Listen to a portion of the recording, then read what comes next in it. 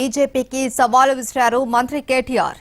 కేంద్రానికి తెలంగాణ నుంచి ఇచ్చిన నిధులు, తెలంగాణకు కేంద్రానికి ఇచ్చిన నిధుల విషయంలో తాను చెప్పేది తప్పైతే మంత్రి పదవికి రాజీనామా చేస్తాను అన్నారు. దమ్ముంటే బీజేపీ నేతలు నిరూపించాలి అని మంత్రి పదవిని ఎడమకాలి చెప్పులా పారేస్తాను అన్నారు కేటీఆర్.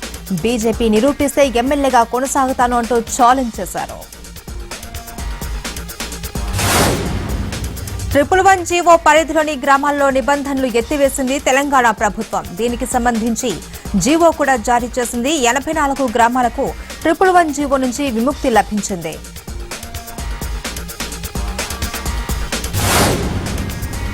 సీఎం జగన్ జిల్లా పర్యటనలకు బుల్లెట్ ప్రూఫ్ బస్సులను సిద్ధం చేస్తోంది ప్రభుత్వం. బుల్లెట్ ప్రూఫ్ బస్సులను సిద్ధం చేయాలి అని ఆర్టీసీకి ఆదేశాలు కూడా జారీ చేసింది. 2 బుల్లెట్ ప్రూఫ్ వాహనాలు, పౌంట్రీ వాహనం కండిషన్ను చెక్ చేశారు ఆర్టీసీ ఎండీ ద్వారకా తిరుమలరావు. 2009-2015లో బుల్లెట్ ప్రూఫ్ వాహనాలను కొనుగోలు చేసింది ఏపీ ప్రభుత్వం. అయితే ఆ బస్సులను వినియోగించలేదు సీఎం జగన్. త్వరలో సీఎం జిల్లా పర్యటనలు చేసే అవకాశం ఉండటంతో బుల్లెట్ ప్రూఫ్ బస్సులను సిద్ధం చేస్తోంది ఆర్టీసీ. చంద్రబాబు తన పుట్టినరోజును జనం మధ్యలో జరుపుకున్నారు. ఉదయం విజయవాడ దుర్గమ్మను దర్శించుకున్న బాబు ప్రజల తరపున పోరాడే శక్తిని ఇవ్వాలి అని ప్రార్థించారు. ఇంద్రకీలాద్రిపై చంద్రబాబుకు ఆలయ మర్యాదలతో స్వాగతం పలికారు అధికారులు. అమ్మవారి దర్శనం తర్వాత వేద పండితుల ఆశీర్వచనాలు అందుకున్నారు బాబు. ఆ తర్వాత ఏలూరు జిల్లా నూజివీడు నియోజకవర్గంలో పాదయాత్ర చేశారు. అగిరిపల్లి మండలం నెక్కలం గొల్లగూడెంలో అంబేద్కర్, జగ్జీవరాం విగ్రహానికి నివాళులు అర్పించారు.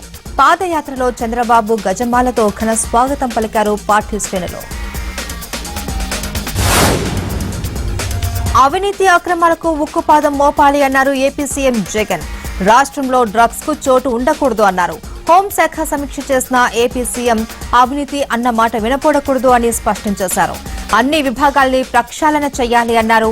దిశ తరహాలో అవినీతిపైన ఫిర్యాదులకు ఏసీబీ యాప్ ఏర్పాటు చేశామన్నారు. ఫిర్యాదుగా ఆడియో కూడా పంపొచ్చు అన్నారు సీఎం జగన్. రాష్ట్రంలో డ్రగ్స్ కు చోటు లేదు అని, విద్యా సంస్థలపై ప్రత్యేక నిఘా పెట్టాలి అని ఆదేశించారు జగన్. బియ్యానికి బదులు నగదు స్కీంపై తీవ్ర ఆరోపణలు చేశారు ఏపీ బీజేపీ అధ్యక్షుడు సోము వీర్రాజు. మరో స్కామ్ కోసమే బియ్యం బదులు నగదు ఇచ్చేందుకు ప్రభుత్వం ప్రయత్నిస్తోంది అంటూ కామెంట్ చేశారు.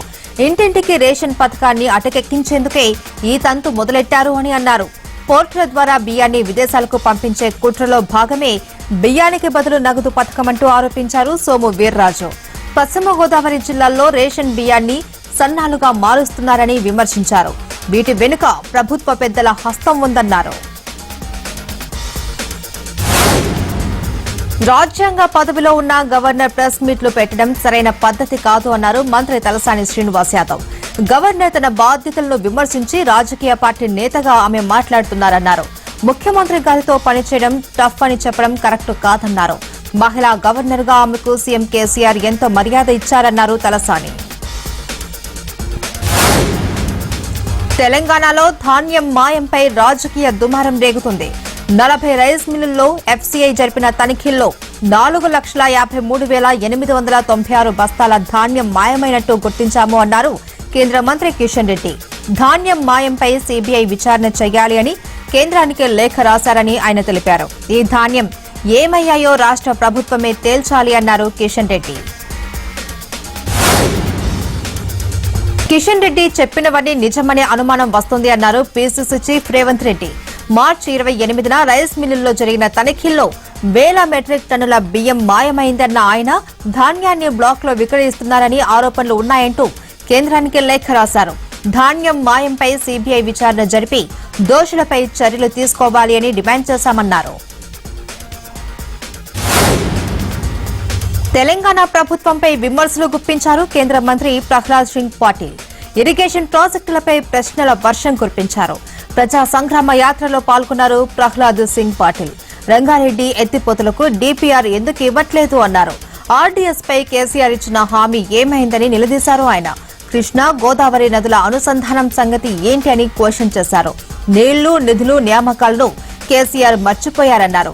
కాళేశ్వరంపై ఉన్న శ్రద్ధ మిగతా ప్రాజెక్టులపై చూపట్లేదు అని ఆరోపించారు ప్రహ్లాద్ సింగ్ పటేల్.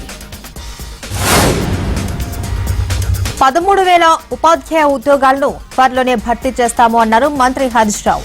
తెలుగు, ఇంగ్లీష్ 2 భాషల్లో బోధన జరిగేలా చర్యలు చేపట్టాము అన్నారు. పేదరికాన్ని రూపుమాపేందుకు ఆర్థిక అభివృద్ధి సాధనకే సీఎం కేసీఆర్ దళిత బంధు తెచ్చారు అని వివరించారు ఆయన. సిద్దిపేట జిల్లాలో ప్రతి గ్రామంలో అంబేద్కర్ విగ్రహం పెడతామని హామీ ఇచ్చారు. విద్య, ఉద్యోగాలు, కాంట్రాక్టుల్లోనూ రిజర్వేషన్లు తీసుకొచ్చాము అన్నారు హరీష్. పోటీని తట్టుకునేందుకు ఇంగ్లీష్ మీడియంలో విద్యను అనుసంధించాము అని చెప్పారు. 7,300 కోట్లతో మన ఊరు మనబడి పథకం కూడా తెచ్చాము అన్నారు హరీష్ రావు. తెలుగు, ఇంగ్లీష్ 2 భాషల్లో బోధన జరిగేలా చర్యలు చేపడుతున్నామన్నారు.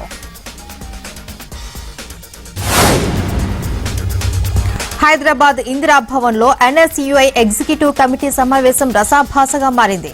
President Venkat, vice president Chandanareddy మధ్య తీవ్ర స్థాయిలో వాగ్వాదం చోటు చేసుకుంది. అభిప్రాయాలు చెబితే బెదిరిస్తున్నారని చందనారెడ్డి ఆక్షేపించారు. 2 ఏళ్లుగా స్టేట్ ఎగ్జిక్యూటివ్ కమిటీ మీటింగ్ పెట్టలేదు అన్నారు. ఇలా మొదలైన వాదన వాగ్వాదానికి, ఘర్షణకు దారితీసింది. ఇరు వర్గాల వారు పరస్పరం కుర్చీలు, బల్లలు విసురుకున్నారు. సోషల్ మీడియాలో ప్రభుత్వాన్ని ప్రశ్నించినందుకు అరెస్టు చేస్తాము అంటే కుదరదు అన్నారు టీడీపీ నేత పరిటాల శ్రీరామ్. ప్రభుత్వాన్ని ఇంకా ఎక్కువగా ప్రశ్నిస్తామన్నారు.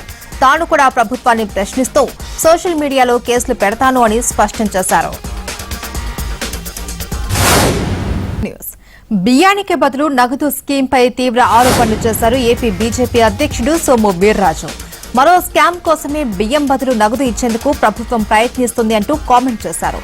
ఇంటింటికి రేషన్ పథకాన్ని అటకెక్కించేందుకే ఈ తంతు మొదలెట్టారు అని అన్నారు.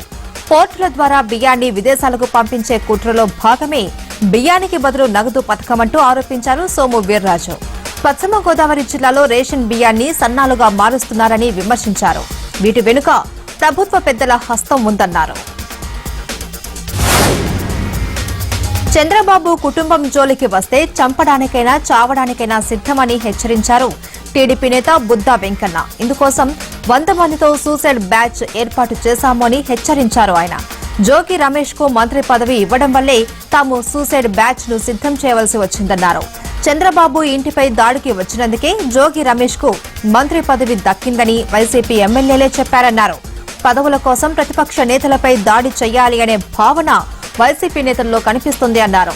వైసీపీ తీరు వల్లే చంపడానికైనా చావడానికైనా రెడీగా ఉండేలా సూసైడ్ బ్యాచ్ ను సిద్ధం చేశాము అన్నారు బుద్దా వెంకన్న. చంద్రబాబే సూసైడ్ బ్యాచ్ ను తయారు చేసి వదిలారు అన్నారు మంత్రి జోగి రమేష్. టీడీపీ తమతో పోటీపడి గెలిచే అవకాశమే లేదన్నారు ఆయన. వాళ్లను టచ్ చేయవలసిన అవసరమే లేదని జనమే ఓట్లతో సమాధానం చెప్పారన్నారు. న్యాయం కోసం వెళ్లిన తనను అప్పట్లో కొట్టించారు అన్నారు జోగి రమేష్. బుద్దా వెంకన్న వ్యాఖ్యలపై మండిపడ్డారు వైసీపీ ఎమ్మెల్యే మల్లాది విష్ణు. చస్తాం లేదా చంపుతాం అన్న వ్యాఖ్యలపై ఆయన తీవ్ర అభ్యంతరం వ్యక్తం చేశారు. బుద్దాను టీడీపీ నుంచి సస్పెండ్ చేయాలి అని డిమాండ్ చేశారు మల్లాది. రామాయంపేట నిందితుల రిమాండ్ రిపోర్టులో కీలక విషయాలు బయటపడ్డాయి.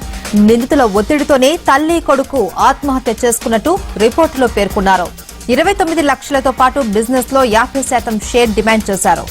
ఫేక్ ఫేస్బుక్ ఐడి క్రియేట్ చేశాడు అని సంతోష్ పై కేసు పెట్టి వేధించారు అని రిపోర్టులో చేర్చారు. ఈ కేసులో అరెస్టు చేసిన 6 నిందితులకు 14 రోజుల రిమాండ్ విధించింది Kamareddy first class magistrate court. Suryapet జిల్లా కోదాడలో యువతిపై అత్యాచారం కేసులో పోలీసులు 2 నిందితుల్ని అరెస్టు చేశారు. నిందితులపై పలు సెక్షన్ల కింద కేసు నమోదు చేశారు. 2 యువకులు తనపై అత్యాచారం చేశారని ఓ యువతి తమకు ఫిర్యాదు చేసింది అన్నారు కోదాడ డీఎస్పీ. యువతిని మెడికల్ టెస్టులకు పంపామన్నారు. 2 నిందితులను అదుపులోకి తీసుకుని విచారిస్తున్నామని చెప్పారు. ఎన్నికల వ్యూహకర్త ప్రశాంత్ కిషోర్ ఇచ్చిన ప్రతిపాదనలపై సోనియా గాంధీ నివాసంలో మరోసారి చర్చలు జరిగాయి. సుమారు 6 గంటల పాటు సీనియర్ నేతలతో చర్చించారు సోనియా గాంధీ. పీకే అభిప్రాయాలపై ముఖ్యమంత్రులు గెహ్లాట్, భూపేష్ అభిప్రాయాలు తీసుకున్నారు సోనియా గాంధీ. కాంగ్రెస్ పార్టీ బలోపేతానికి కసరత్తు చేస్తున్నామన్నారు ఆ పార్టీ నేత సూర్జేవాలా. ప్రగతిశీల, శక్తివంతమైన భారత్ ను ఆవిష్కరించేందుకు అనుసరించవలసిన విధానాలపై సమావేశంలో చర్చించామన్నారు. దేశంలో బుల్డోజర్ రాజకీయాలు జరుగుతున్నాయా అంటే వచ్చే సమాధానం అవును అనే వస్తుంది. యూపీ నుంచి గుజరాత్, మధ్యప్రదేశ్ కు, ఆ తర్వాత ఇప్పుడు ఢిల్లీకి కూడా బుల్డోజర్ రాజకీయం పాకింది అన్న చర్చ జరుగుతుంది. గుజరాత్, మధ్యప్రదేశ్ మాదిరిగానే ఢిల్లీలోని జహంగీర్పురి ఏరియాలో హనుమాన్ జయంతి సందర్భంగా మత ఘర్షణలు జరిగాయి. దీంతో అల్లర్లకు పాల్పడిన వారి ఇళ్లను కూల్చేయాలి అని బీజేపీ నేతలు నార్త్ ఢిల్లీ మేయర్ను కోరారు. ఉదయం జహంగీర్పురి ఏరియాకు 9 బుల్డోజర్లతో చేరుకున్న మున్సిపల్ అధికారులు కూల్చివేతలు ప్రారంభించారు. ఢిల్లీ జహంగీర్పూరిలో అక్రమ నిర్మాణాలను కూల్చివేసిన ప్రాంతాన్ని ఎంఐఎం అధినేత ఎంపీ అసదుద్దీన్ ఓవైసీ సందర్శించారు. అక్కడ పర్యటించి సమస్యలు తెలుసుకున్నారు. బాధితులతో మాట్లాడారు. జహంగీర్పూరి ప్రాంతంలో చట్టవిరుద్ధ ఆక్రమణలు తొలగించడం కోసం ఉత్తర ఢిల్లీ నగరపాలక సంస్థ అధికారులు చేపట్టిన కార్యక్రమంపై అసదుద్దీన్ మండిపడ్డారు.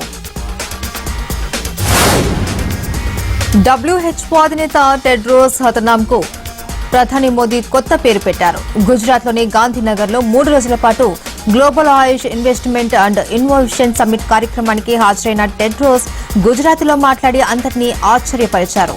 తనకు ఇండియాకు చెందిన టీచరే చదువు చెప్పారు అని ఆయన వెల్లడించారు. అనంతరం మాట్లాడిన ప్రధాని మోదీ టెడ్రోస్ తనకు మంచి మిత్రుడు అని తెలిపారు. ఢిల్లీ ఎయిర్పోర్ట్లో మరోసారి బంగారం పట్టుబడింది. అబుదాబి నుంచి వచ్చిన ప్రయాణికుడి దగ్గర 660 గ్రాముల గోల్డ్ ను గుర్తించారు కస్టమ్స్ అధికారులు. బంగారాన్ని పేస్టుగా చేసి విగ్గులో దాచిపెట్టాడు ప్రయాణికుడు. ఎవరికీ దొరకకుండా గుట్టు చప్పుడు కాకుండా బంగారంతో జారుకుందామనుకున్నాడు. కానీ అతని ట్రిక్కులు కనిపెట్టేశారు అధికారులు. విగ్గులో దాచిన బంగారాన్ని స్వాధీనం చేసుకున్నారు. దీని విలువ 31 లక్షల రూపాయలు ఉంటుంది.